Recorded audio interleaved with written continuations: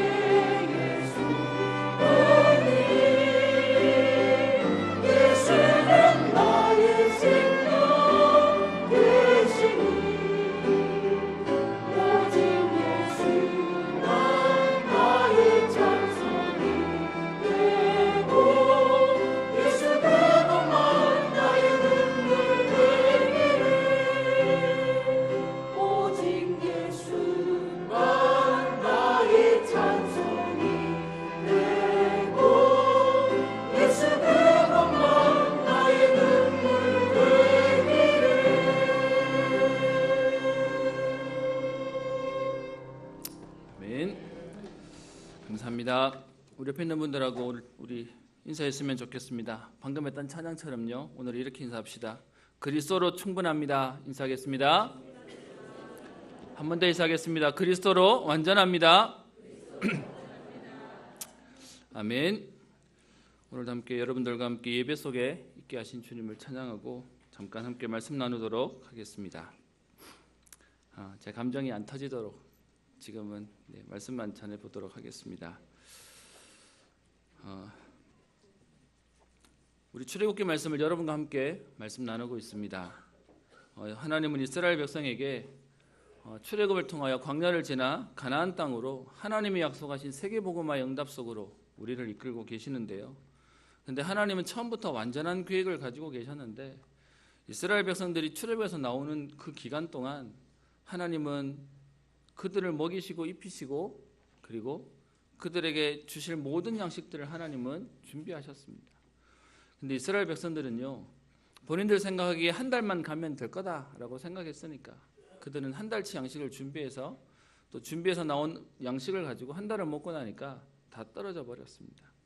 여러분, 만약에 우리가 어디 여행을 간다고 쳐도요, 여행 갔는데 먹을 것이 부족하면 우리 불평하고 원망하지 않습니까?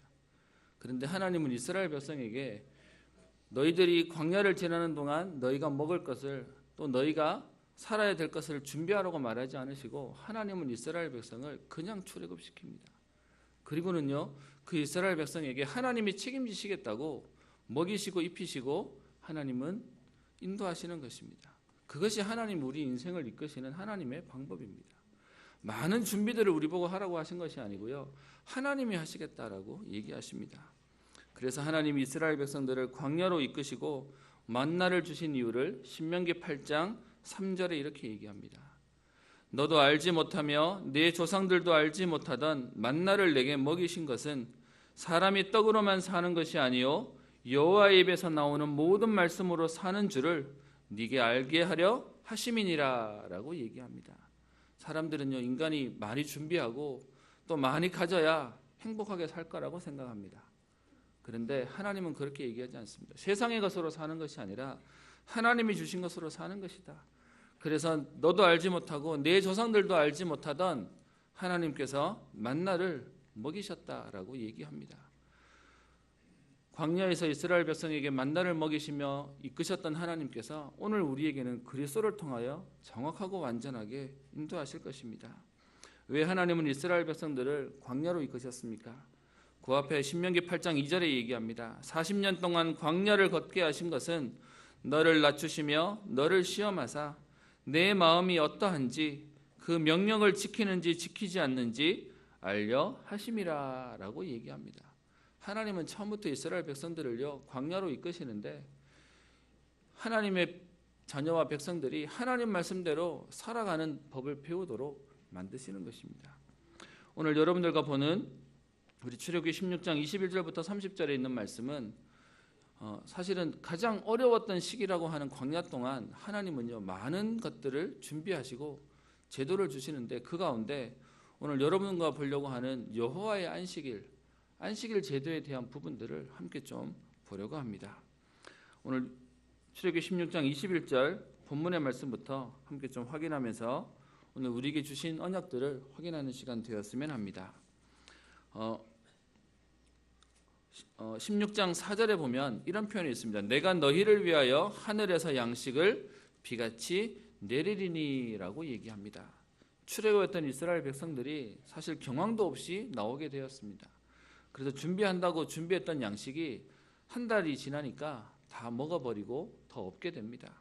그래서 불평하고 원망하는 이스라엘 백성에게 그들이 어떻게 불평합니까? 3절에 우리가 애굽 땅에서 고기 가마 곁에 있던 때와 떡을 배불리 먹던 때에 여호와의 손에 죽었더라면 좋았을 것을 너희가 이 광야로 우리를 인도해내어 이 온 회중이 줄여 죽게 하는도다라고 불평하는 이스라엘 백성에게 하나님께서는 모세를 통하여 말씀을 대언하시는데 내가 너희를 위하여 하늘에서 양식을 비같이 내리는 그 응답을 하나님은 주셔서 6일 동안 하나님은 일용할 양식을 주시겠다라고 얘기합니다.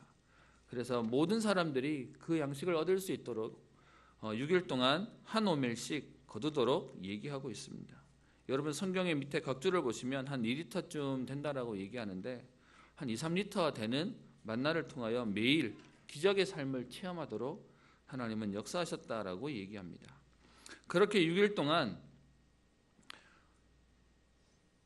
만나를 거두게 하신 하나님께서 오늘 22절에 보면요. 이렇게 얘기합니다. 여섯째 날에는 각 사람이 갑절의 식물 곧 하나의 2오멜씩을 거둔지라라고 얘기합니다. 매일 한 오멜씩 거두도록 하나님이 하셨는데 여섯째 날에는 2오멜 갑절을 걷도록 하나님이 하십니다. 그러면서요. 그 다음에 말씀하시는데 25절에요. 모세가 이르되 오늘은 그것을 먹으라. 오늘은 여호와의 안식일인즉 오늘은 너희가 들에서 그것을 얻지 못하리라 라고 얘기하면서 마지막 7째 날에는 얻지 못하고 그리고 실제로 거두러 나갔는데도 구하지 못하게 되면서 마지막 7째 날에는 얻지 못하는 사건들을 얘기하고 있습니다. 오늘 이 사건을 우리가 조금만 더 성경을 자세히 좀 보면요.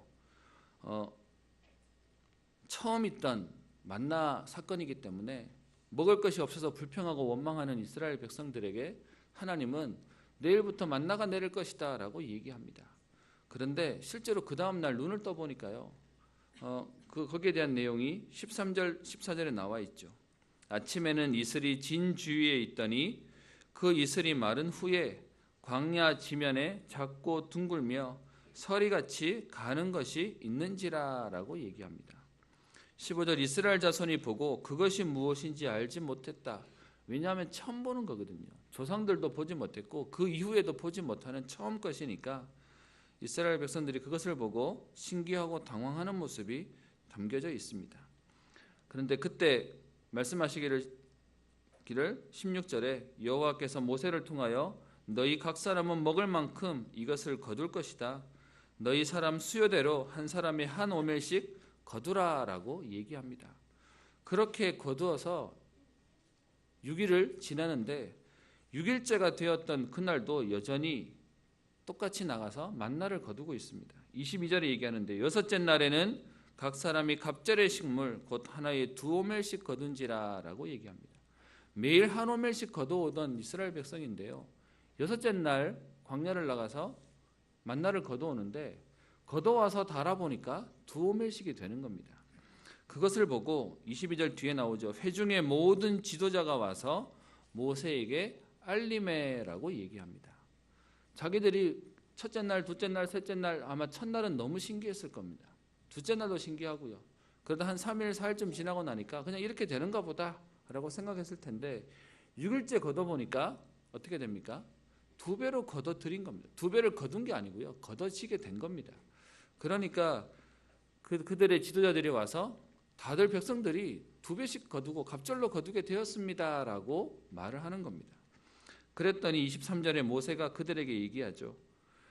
여호와께서 이같이 말씀하셨느니라. 내일은 휴일이니 여호와께 거룩한 안식일이라. 너희가 구울 것은 굽고 삶을 것은 삶고 그 나머지는 다 너희를 위하여 아침까지 간수하라 라고 얘기합니다.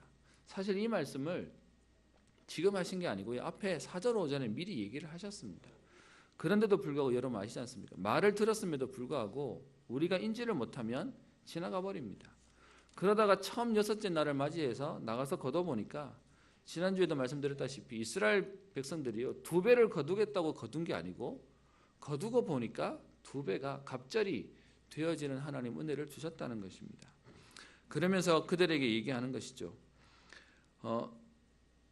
하나님이 내일을 휴일로 거룩한 안식일로 만들 것이기 때문에 24절에 아침까지 간수하였는데도 냄새도 나지 아니하고 벌레도 생기지 아니하는 이 일을 듣고 여섯째 날을 보내게 됩니다. 그런데도 불구하고 이스라엘 백성들이 얼마나 하나님 말씀을 진지하게 듣지 않냐. 그 뒤에 26절에 얘기하는데요. 27절에 얘기하죠. 7째 날에 백성 중에 어떤 사람들이 거두러 나갔다가 얻지 못하니라 라고 얘기합니다. 분명히 하나님 말씀에 오늘 2배를 거둔 이유가 내일은 없을 거니까 그래서 오늘 이거 잘 남겨놓고 그래서 내일 먹어라 라고 얘기하는 겁니다. 그런데 그 다음 날 또 굳이 확인하러 가는 사람들이 있죠.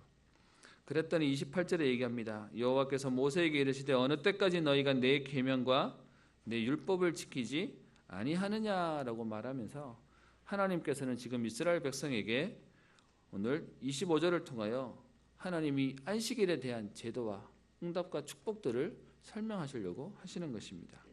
그 내용이 지금 25절에 나와 있습니다.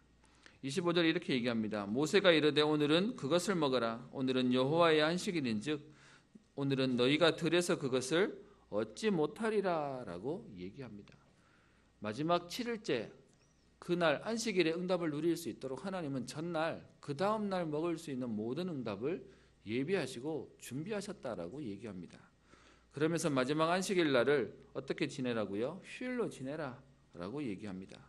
그리고 23절에 거룩한 안식일이며 29절에는요 하나님께서 미리 6일째에 양식까지도 다 준비를 하셨고 쉴 수 있도록 일곱째 날에는 아무도 그의 처소에서 나오지 말고 너희는 각기 처소에 있으라라고 얘기하고 있습니다.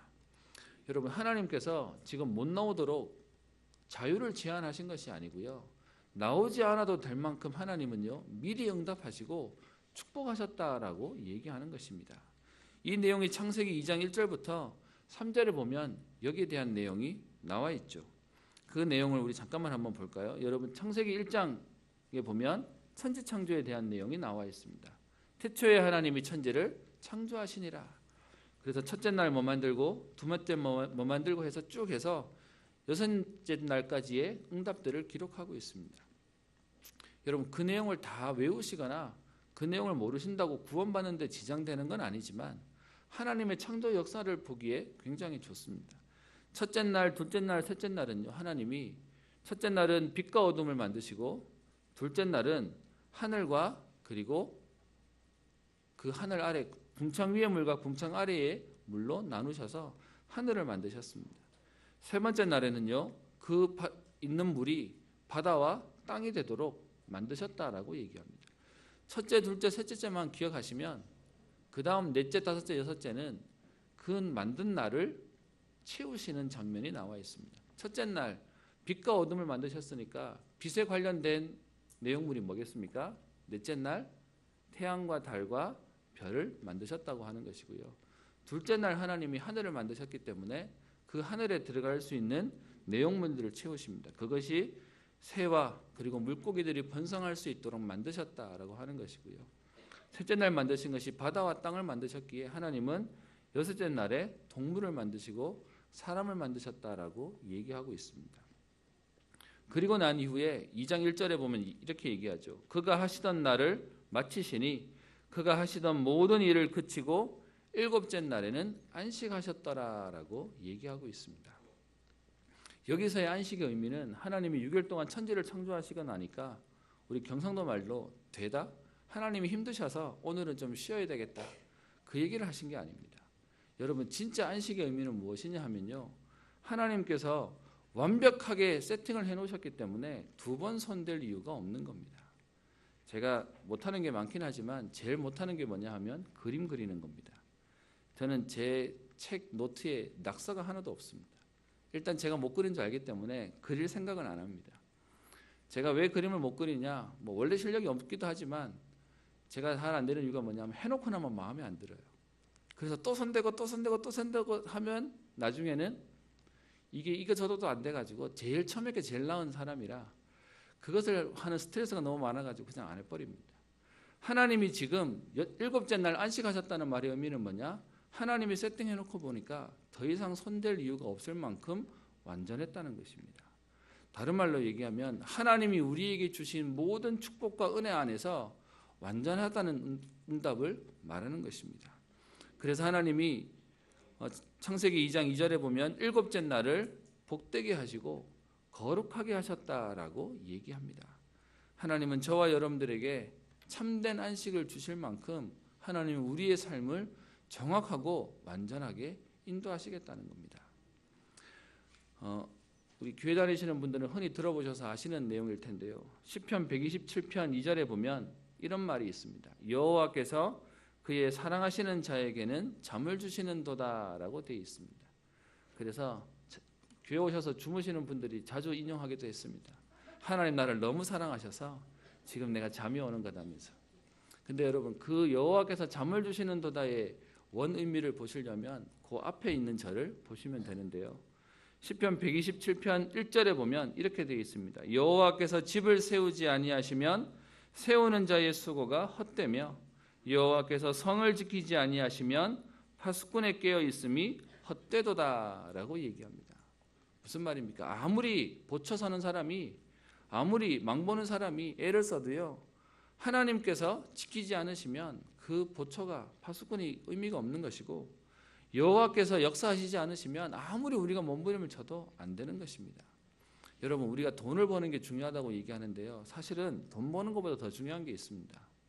그게 뭐냐 하면 돈을 잘 쓰는 겁니다. 많이 안 들어와도요. 많이 들어와도 많이 써버리면 절대 안 모이는 겁니다. 근데 많이 못 벌어도요. 쓰는 거를 잘 마무리하면 되는 겁니다. 다른 말로 인간이 아무리 노력해도요. 하나님이 은혜 주시지 않으면 버는 것보다 세는 게 더 많게 되어 있는 겁니다. 그래서 모든 사람들은 버는 거에 관심이 있지만 사실 하나님께서는 얘기하십니다. 여호와께서 집을 세우지 아니하시면 세우는 자의 수고가 헛되고 여호와께서 성을 지키지 아니하시면 파수꾼에 깨어 있음도 헛되도다라고 얘기합니다. 그러면서 2절에 이렇게 표현합니다. 너희가 일찍 일어나고 늦게 누우며 수고의 떡을 먹음이 헛되도다라고 얘기합니다. 무슨 말입니까? 하나님 없이 우리가 열심히 하는 거 해봐야 문제가 올 수밖에 없다는 겁니다. 그래서 여호와께서 그의 사랑하시는 자에게 잠을 주시는도다라는 말 앞에 있는 표현이 있습니다. 그러므로 여호와께서 그의 사랑하시는 자에게는 잠을 주시는도다라고 얘기합니다. 무슨 말입니까? 저와 여러분들이 잠을 잘 수 있도록 하나님은 우리의 생과 우리의 가정과 산업과 미래를 축복하시고 인도하시겠다라고 얘기하는 것입니다. 그래서 잠을 자라 이 말이 아니라 여러분 문제가 있고 걱정이 있고 염려가 있으면 잠 안 오게 되어 있습니다. 그런데 잠잘 수 있도록 하나님 어떻게 해요? 우리에게 평안한 응답들을 우리를 정확한 길로 인도하시겠다라고 약속하시는 것입니다. 그래서 하나님이 우리에게 안식일을 주신다는 얘기는 지켜라라는 말의 의미가 아니고요. 하나님은 우리에게 쉴 수 있도록 우리의 인생을 인도하시고 역사하시고 책임지신다는 겁니다. 우리는 하나님 말씀 볼 때요. 우리가 조금 주의 깊게 봐야 되는 게 있습니다. 이것을 지키면 하나님이 축복하시겠다. 우리는 자꾸요. 종교적인 의미로 해석합니다.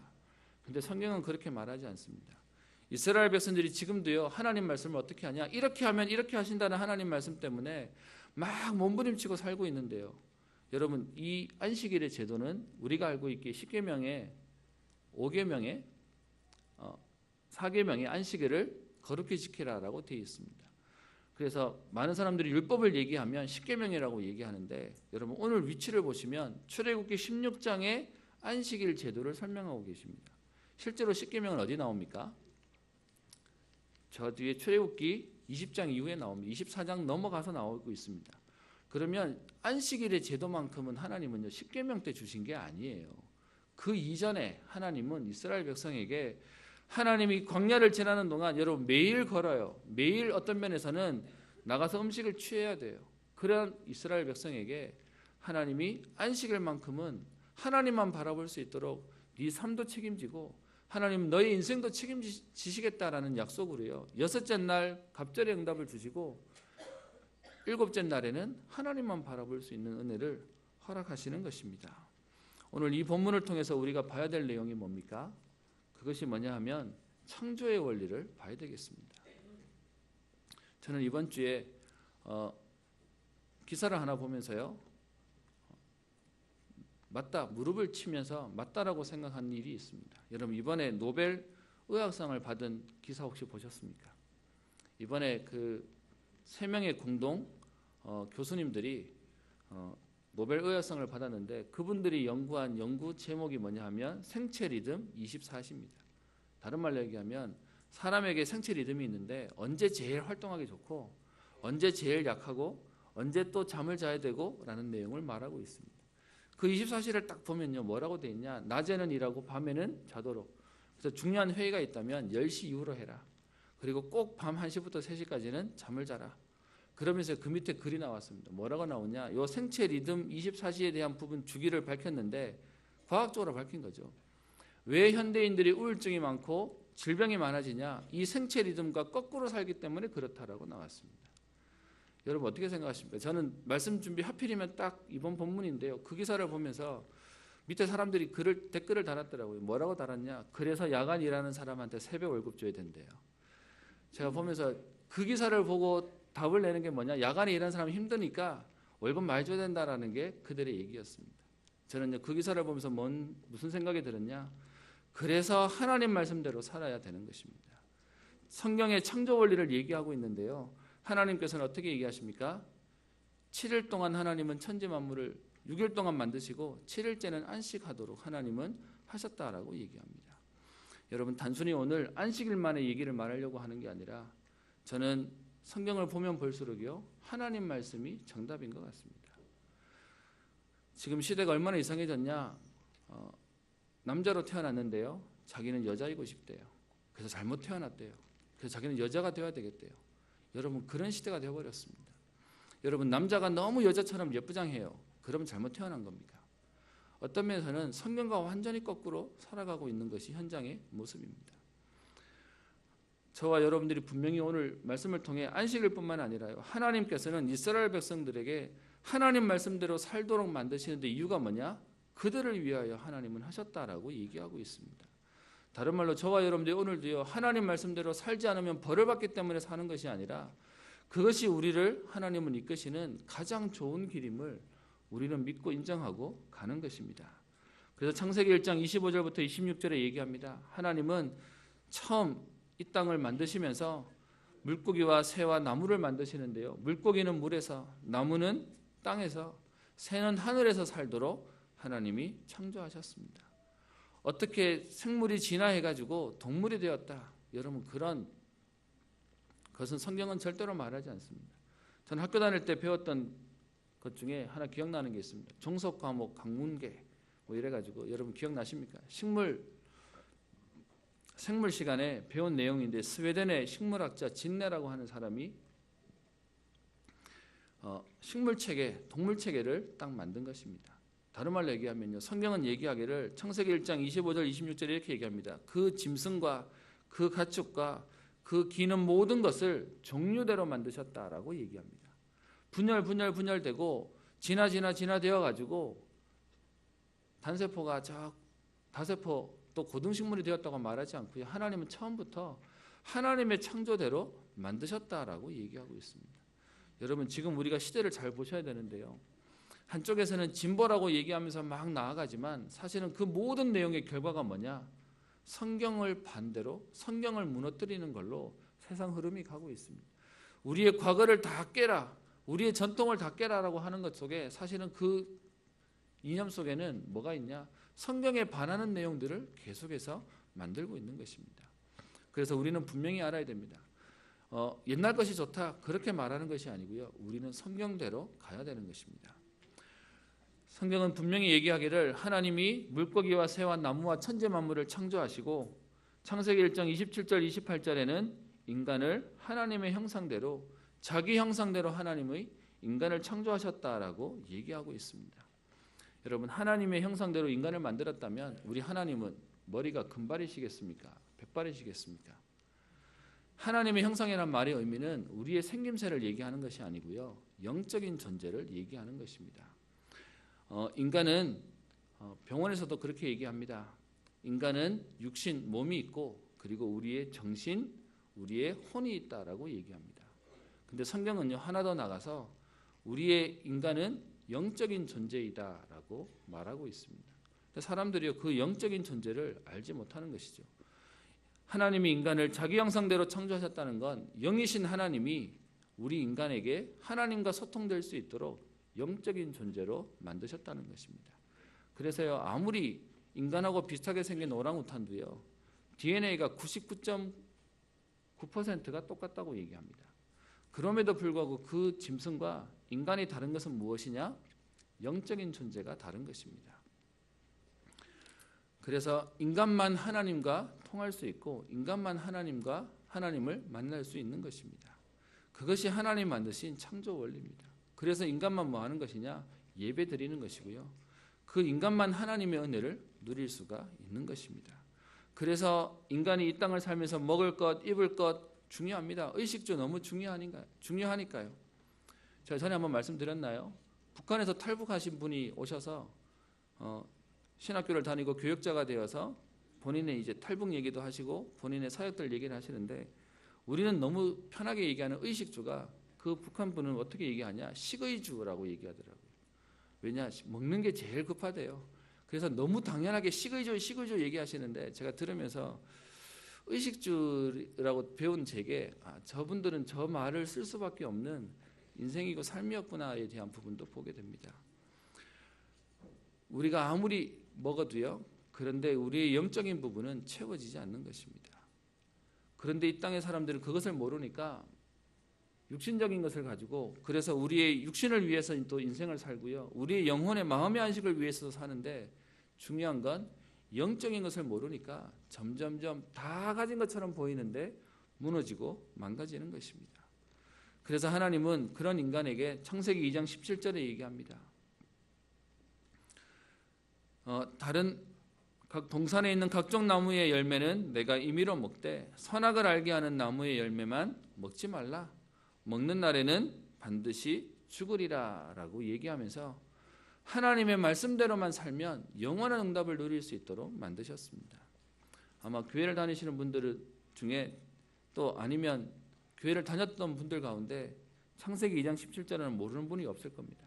많은 분들이 얘기합니다. 왜 선악과 만들어서 시험 당하게 하냐? 그것도 제일 동산 중앙에 나왔다고 얘기하냐? 라고 말하지만, 사실은 하나님은 이스라엘을 하나님의 자녀들을 어렵게 만들려고 하는 것이 아니라 하나님은 영원한 축복을 약속한 겁니다. 무슨 말이냐? 따먹으면 죽는다고 얘기했으니까요. 안 따먹으면 어떻게 되는 겁니까?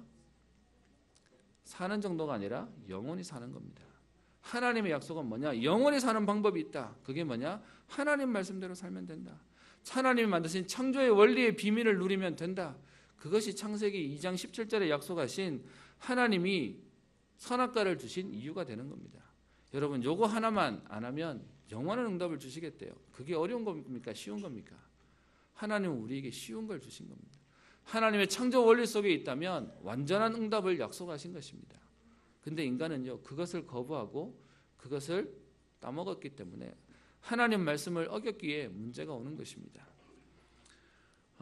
여러분 아마 기억하시는 분들이 많으실 텐데 97년도에 전 세계를 떠들썩하게 했던 사건이 있었습니다. 복제양 돌리 사건 기억나십니까?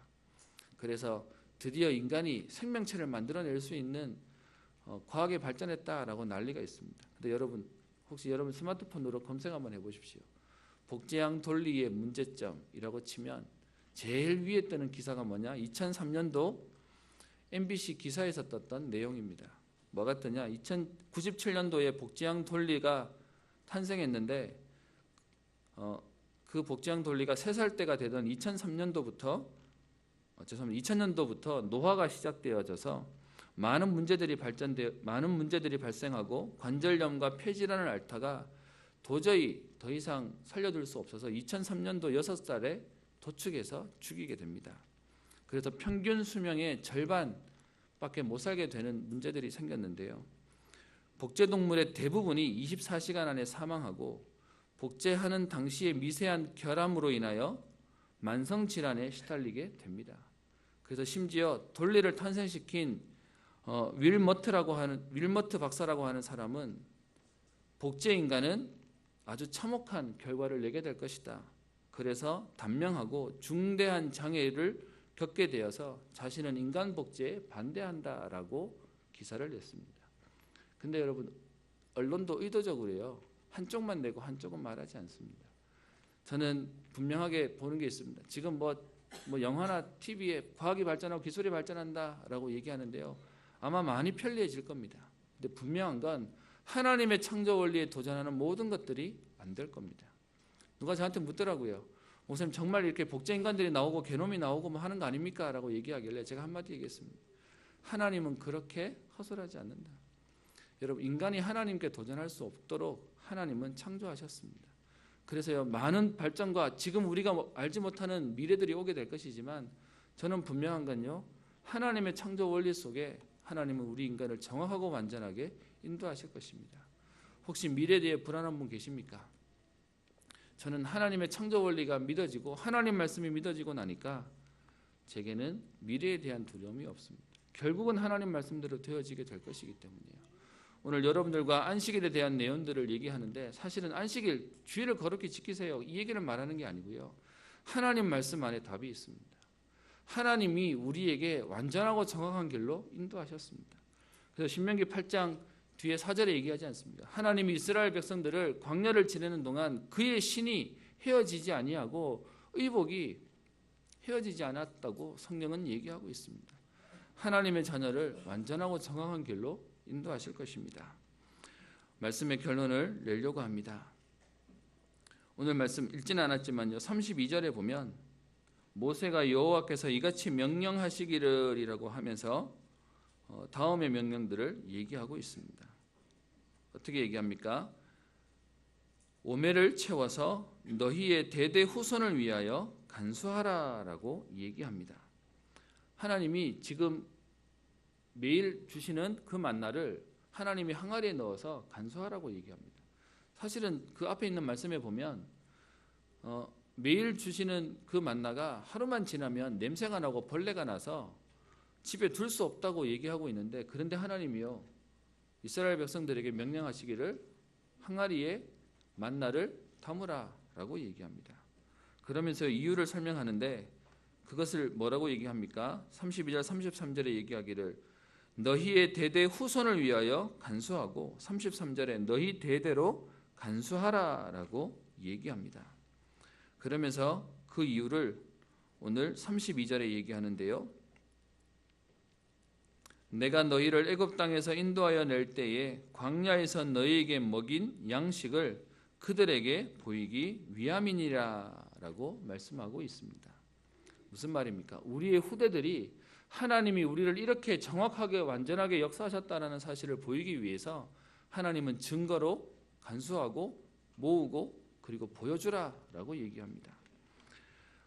뒤에 34절에 보면 이렇게 얘기하죠. 그것을 증거판 앞에 두어 간수하게 하였고라고 얘기합니다. 이후에 세워질 하나님의 임재의 상징인 법궤 안에, 그 성막 안에 세 가지가 들어있었다라고 얘기합니다. 아론의 쌍난 지팡이, 기적을 일으켰던 그 지팡이와, 두 번째는 만나를 담아놓았던 항아리와, 그리고 뒤에 나오는 모세가 하나님께 받는 시내에서 받은 돌판, 요 세 가지가 법궤 안에 담겨져 있었다라고 얘기합니다. 그 이유를 뭐라고 얘기합니까? 우리의 대대 후손을 위하여 간수하라라고 얘기하고 있습니다. 하나님은 우리에게 오늘도 말씀을 통하여 하시기를, 말씀을 잘 들으면 하나님 명령대로 지키면 살고 아니면 죽는다, 아니면 벌 받는다, 그렇게 말씀하시는 것이 아니고요, 하나님 우리에게 완전한 역사를 통하여 우리의 후손들이 보고 알도록 하나님은 응답하시고 역사하시겠다라고 얘기하고 있습니다. 저와 여러분들이 이 비밀을 안다면 오늘도 우리는 말씀 앞에 서는 것입니다. 말씀을 지켜야 된다라고 하는 율법 차원의 의미가 아니고요, 오늘도 그 복음 안에 완전하고 충분하고 모든 것의 응답을 누리는 것입니다. 사실 저는 오늘, 어제 우리 성도님들 알다시피 어제 저는 저희 아버지 부친이자 원로 목사님을 천국에 보내는 부친상을 당했습니다. 오늘 사실 예배를 서야 되냐라는 고민도 있었는데요, 제 마음속에는 그게 우리 원로 목사님이 더 좋아하시겠다라는 생각도 있었고요, 강단 비우는 거 별로 안 좋아하실 것 같아서요. 우리 장로님이 그러시더라고요. 오후 예배 처음에 입관 예배, 입관이 이제 1시고요. 입관 예배는 우리 5시로 잡게 됐는데 한 4시쯤 하게 되면 오후 예배랑 겹치니까 오후 예배를 그냥 다 우리 성도님들과 같이 드리면 좋겠다라고 얘기하는데 5시로 늦춰지게 되니까 다시 하자고 얘기하시면서 원로 목사님은 안 빠지실 거야라고 얘기를 하시더라고요. 어쨌든 뭐 그러면 그렇게 뭐 하시죠라고 얘기를 하면서 오게 되었습니다. 사실 아직은 마음이 좀 덤덤하기도 합니다. 제가 잘 모를 수도 있고요. 또 아마 장례 절차가 끝나고 난 뒤에 일이 생길 수도 있을 것 같습니다. 근데 하나 분명한 건 저는 돌아가신 게 아니라 천국에 가셨다라고 믿기 때문에 제게 문제 안 됩니다. 성경은 얘기하기를 죽음은 육신과 영혼이 분리되는 것이다 라고 얘기합니다. 어제 장례식에 오셨던 한 분이 물으시더라고요. 사람이 죽으면 바로 천국 갑니까? 나중에 갑니까? 라고 물으시는데 여러분에게 잠깐 설명을 드리겠습니다. 아까 말씀드린 인간은 몸과 그리고 정신과 영혼, 영과 우리의 정신을 같이 합해서 영혼이라고 얘기도 하는데요. 죽음을 몸과 영혼이 분리되는 것을 성경은 죽음이라고 얘기합니다. 그래서 몸은 이 땅에 묻지만 영혼은 바로 천국이나 지옥을 가게 되는 것입니다. 그래서 지금 더 이상 고통이 없고 아픔이 없고 눈물이 없는 천국에 가 계시기 때문에 아마 어제 우리 장례식장에 바쁘신 가운데 오신 분들은 아시겠지만 어제 찬송을 틀어놨습니다. 그래서 예전에는 입관 예배, 발인 예배라고 하는데 요즘은 말을 바꿔서요. 천국 입성 예배, 그것이 입관이고요. 발인은 천국 환송 예배라고 얘기합니다. 그래서 저는 안 울려고요. 분명히 천국 가서 다시 만나게 될 것이기 때문에요. 지난 주간에 또 시끄러웠던 얘기 가운데 하나가 그 영화배우 우리 탤런트 박보검 씨가 뭐 이단 교인이 아니니 해서 막 시끄러웠습니다. 함부로 이단이란 말은 안 하겠습니다. 그런데 분명한 것은 뭐냐? 그들이 말하는 귀신은 틀린 얘기를 하고 있습니다. 그 이초석 목사님이라고 하는 그분이 하는 귀신론의 문제가 뭐냐 하면 불신자가 죽어서 귀신 된다라고 얘기하는데요. 성경은 그렇게 말하지 않습니다. 불신자가 죽어서 귀신이 되고 그리고 불신자가 원래 살아야 할 명수대로 살지 못하면 그 살아야 될 명수만큼 귀신으로 있다가 간다. 그렇게 얘기하고요. 그리고 세 번째 이슈는 뭐냐? 모든 인간에게 오는 질병은 다 마귀가 주는 것이다 라고 얘기하는 이 세 가지가 사실은 성경과 틀린 내용이 되는 겁니다. 성경은 어떻게 얘기합니까? 에스겔서 28장 11절부터 19절에 원래 귀신은요 찬양하던 천사가 교만하여 하나님께 대적하였고 이사야 14장 12절부터 20절에 그 하나님께 대적해서 하나님으로부터 쫓겨나서 귀신 사단이 되었다라고 성경은 얘기하고 있습니다. 그래서 지금 천국에서 편안히 계실 목사님 생각하고요. 여러분들 많이 기도해 주시고 또 그동안 또 많이 또 관심 가져 주셨는데 오늘 예배 끝나고 저는 1시에 입관하러 먼저 좀 나갔다가요.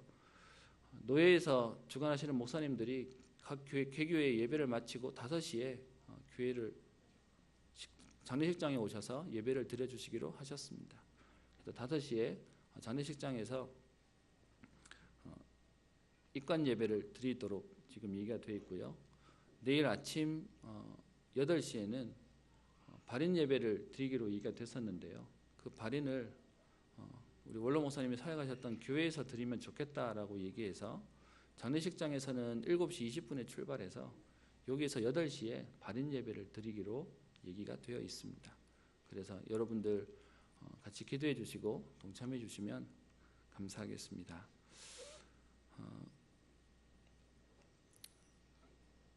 오늘 강단에 서면서 찬양대 찬양을 듣는데 사실 마음이 괜찮았는데요.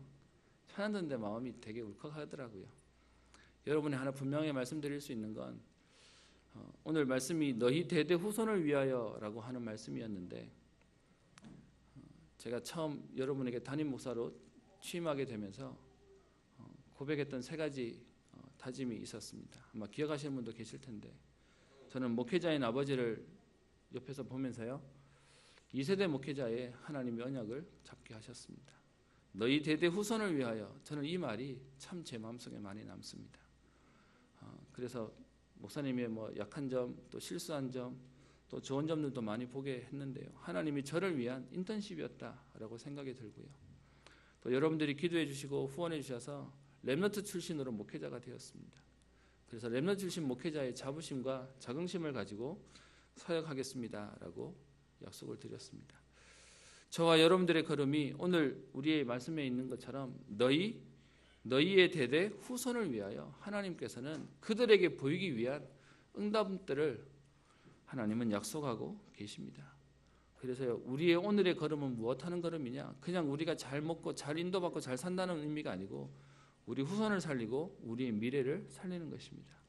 이 응답의 축복을 누리고 이 일 때문에 이유 있는 성령 충만의 비밀을 누리는 우리 모든 성도님들 되시기를 주의 이름으로 축원합니다. 기도합니다. 살아계신 하나님 아버지, 광야를 지나는 동안 하나님 만나를 통하여 이스라엘 백성들을 먹이시고 입히시며 정확하고 완전한 길로 인도하신 주님, 너희를 위하여 너희의 대대 후손을 위하여 하나님께서 항아리에 만나를 담아 후대에게 보이기 위함이라고 말씀하신 주님, 오늘도 우리의 인생의 걸음이 하나님의 언약 속에 있게 하여 주옵시며 하나님의 말씀 따라가는 인생이 되게 하시고 하나님의 말씀에 생을 건 말씀에 붙잡힌 인생의 응답을 누리도록 주님 축복하여 주옵소서. 그래서 말씀에 빗나간 우리의 생각과 마음과 우리의 각인과 뿌리와 체질들이 오늘도 복음 앞에 서게 하시며 말씀 앞에 서게 하시며 오직 그리스도로 결론난 인생이 되게 하사 우리보다 더 강한 후대와 제자들이 세워지는 하나님의 역사를 보는 응답의 걸음 되게 하옵소서. 감사드리며 살아계신 우리 주 예수님 이름으로 기도합니다. 아멘.